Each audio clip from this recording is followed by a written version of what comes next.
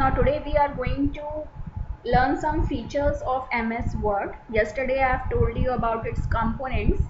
So in your book, see page number 154. Now from 154 they have told you some tools. तो सबसे पहला है creating a document. How can you create a new document? So there are three ways.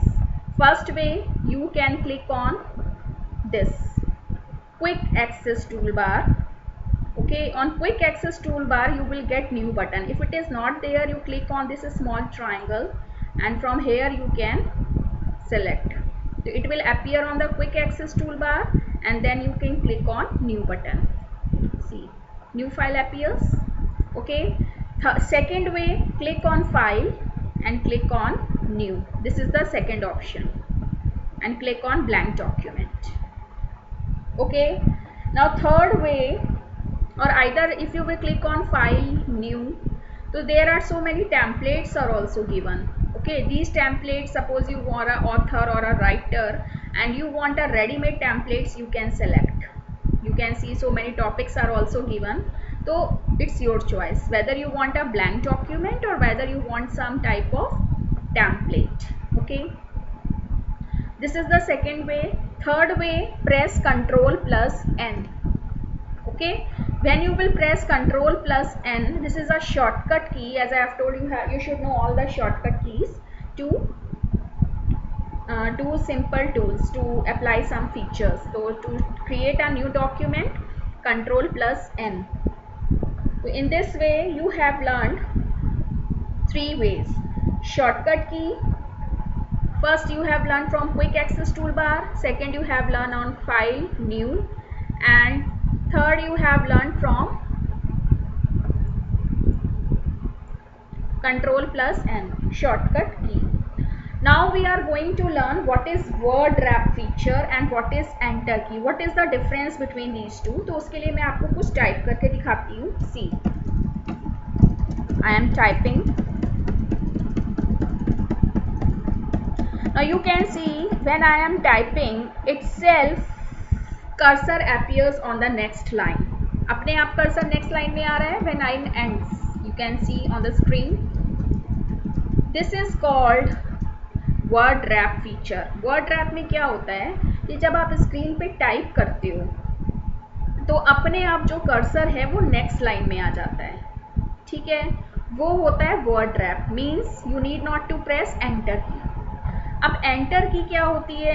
Word rap तो clear हो गया कि जब हम कुछ भी प्रिंट कर रहे हैं, जब भी हम कुछ टाइप कर रहे हैं, and when you come at the end of the line itself it comes to the next line. ये word wrap feature होता है जो automatically होता है. लेकिन but sometimes what happen कि आपको जैसे suppose now you want to give space, line space आपको देना है, तो what you will do, you will press enter key.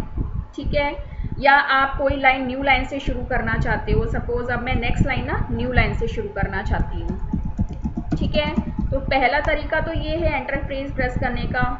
या फिर आपने कोई पैराग्राफ लिखा, suppose you have written any paragraph.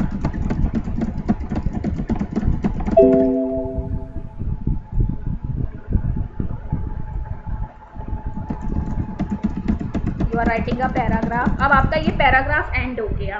ठीक है, तो पैराग्राफ एंड करने के लिए भी दूसरा होता है एंटर की. तो एक एंटर की का यहाँ यूज हुआ. अब थर्ड टाइम एंटर की का क्या यूज होगा? जब आप दो पैराग्राफ के बीच में दो लाइन का स्पेस देना चाहते हो, जैसे मैंने दिया है, and you have started writing paragraph. So this is the difference. Word wrap में क्या होता है? अपने आप कर्सर नेक्स्ट लाइन में आ जाता है. That is called word wrap feature. Enter की हम कब यूज़ करते हैं? जब हम कोई टेक्स्ट नई लाइन से स्टार्ट करते हैं, जैसे मैंने यहाँ पे किया, या फिर आप नया पैराग्राफ स्टार्ट करके दूसरा पैराग्राफ स्टार्ट करना चाहते हैं तो उसको एंड करने के लिए हम एंटर की प्रेस करते हैं. या फिर आप दो पैराग्राफ या दो लाइन के बीच में if you want to give two line spaces, तो there we use the enter key. So this is the difference between word wrap and enter key.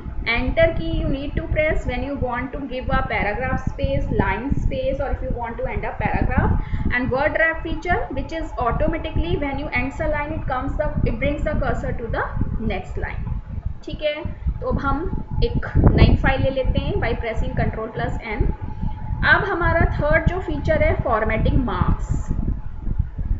You know, on our keyboard there are some formatting marks which do not print anything on the screen. ऐसी 4 keys होती हैं हमारे keyboard पे जिनको हम जब use करते हैं they just give the space but they do not print anything on the screen. जैसे पहली हमारी स्पेस बार की है, देखिए I am giving space. Okay, if I have written something, now I have given space. Okay, and suppose I want to start a new paragraph. अब अगर मुझे नया पैराग्राफ स्टार्ट करना है तो मैंने एंटर की का यूज़ किया है. ठीक है, अब अगर मैं नई लाइन स्टार्ट करना चाहती हूँ तो I will press shift plus enter. ठीक है, अगर if I want to start a new line तो मैंने शिफ्ट प्लस एंटर की का यूज़ किया है. अब सपोज मुझे टेबुलर स्पेस देना है, टेबल स्पेस देना है तो आई विल प्रेस टैब की.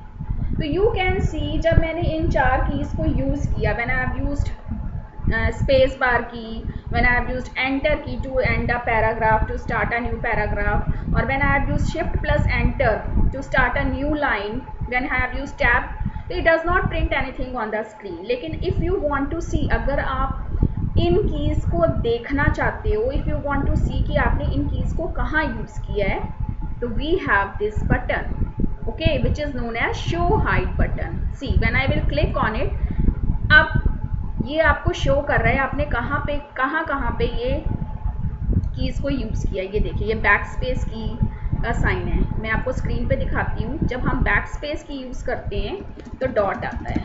ठीक है, जब हम एंटर की प्रेस करते हैं तो ये वाला साइन आता है.